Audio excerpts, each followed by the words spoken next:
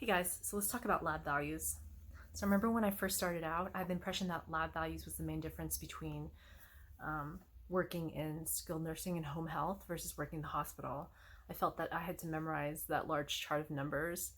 And I would say that, while it doesn't hurt to memorize that chart of numbers, it may be more helpful for you to know why you should know these numbers and how it helps you determine medical instability.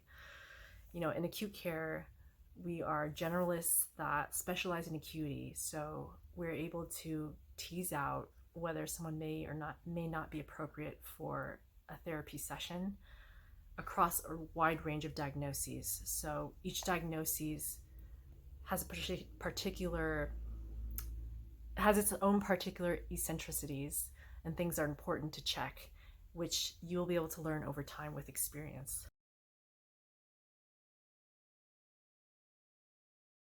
We're going to talk about the most common lab values and how they are applicable in the acute care setting. One thing I do want to mention is that many charting systems in the hospital will have the abnormal values flagged for you in red. You can scroll your cursor over the number and they actually give you the normal ranges for the values.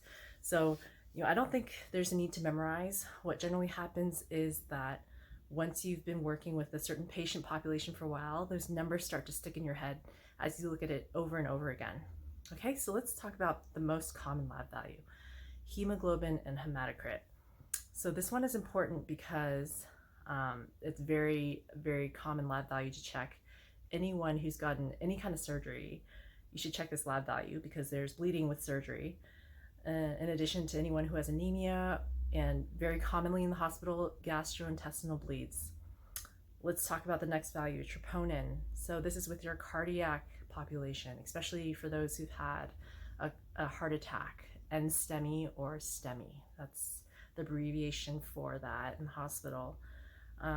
Anything over 0.04 is high. But the main thing to know about this is that the trend is the most important. So the higher numbers indicate cardiac tissue death.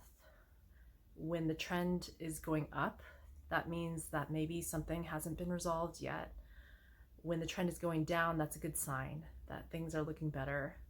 If you only see one number in there, please consult with nursing and also check the chart to see what the doctors are doing to address the situation. Let's talk about white blood cells. So white blood cells are responsible for fighting infection in our body. When the count is low, that means that people are at risk of getting sick, and very, very sick. So under 1.5, generally people are under neutropenic precautions. You'll generally see a sign on the door that will say that you have to mask up and glove up, and that's because these patients need special protection. Platelets and INR. These are lab values that tell you how people's blood clots. So for low platelet values, it's harder to clot.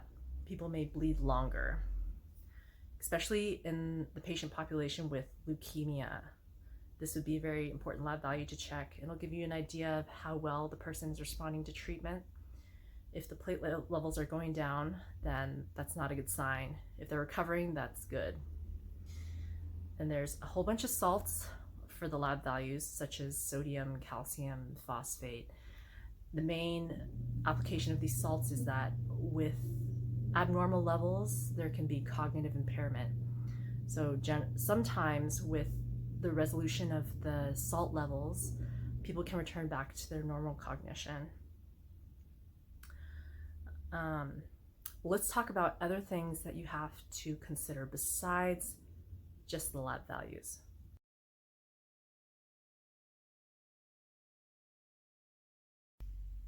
So before you see your patients, you should check the doctor's orders in the chart about the parameters for blood pressure, heart rate, and oxygen. Not everyone's going to be the same. For example, for people who've had stroke, they might have permissive hypertension orders, or someone with an aortic aneurysm or brain hemorrhage might have lower systolic blood pressure orders. So if you go in and the systolic blood pressure is right at the top level, say 120 or 140, you need to contact the nurse to hopefully get some medications to lower the blood pressure before you mobilize. Same with oxygen. Sometimes people with chronic lung issues will have lower oxygen parameters, 88%, but most of the time will be at 92% SpO2. A good thing to know too is the kind of oxygen support that's available at each level of the hospital. There's the floors of the hospital, then the transitional care unit, then the ICU. So the floors and transitional care unit generally can support people on high flow oxygen, high flow nasal cannula, and non-rebreathers, whereas the ICU is going to be for the people who need BiPAP and ventilators. So if you see in the chart that a patient's on 25 liters high flow nasal cannula, 100% FiO2, that is right on the border of needing to go to ICU. You will probably want to check in with the nurse and reconsider doing a therapy session. If the patient desaturates during your session, that might be the push that was given for them to go into ICU, and you don't want to be that person. So if a parameter is out of range, does that mean that you have to cancel the patient? I would say no. So with a person that's new to acute care, they might see someone with a high heart rate, say in the 160s, and say, too high, cancel patient, cancel note. Where someone who's more experienced will talk to the medical team and try to see what they can do. If there's a workaround to see the patient, the call might go something like this. I see this patient and say room 1031, his heart rate's in the 160s, just wondering what the doctors are doing to address that. Or you might even see in the chart the types of medicines that were given to the patient.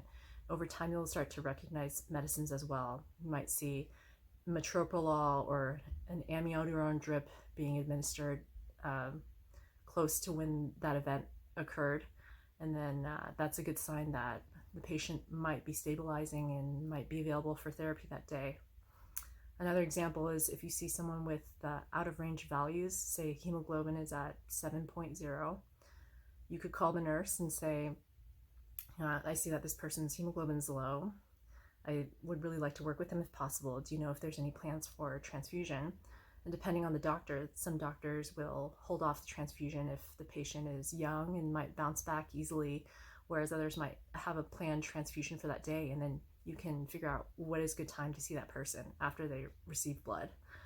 So all these you have to take into mind. It's medical stability. If you're nervous about it, as a new therapist, I would say don't worry too much.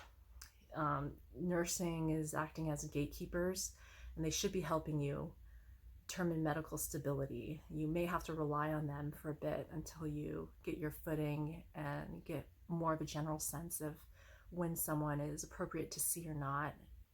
So reliance on nursing and also your colleagues for advice.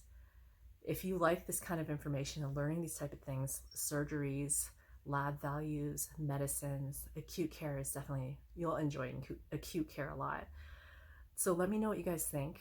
If there's anything that I haven't covered, if there's anything that you have questions about, please let me know. And I'm looking forward to doing more videos with you guys.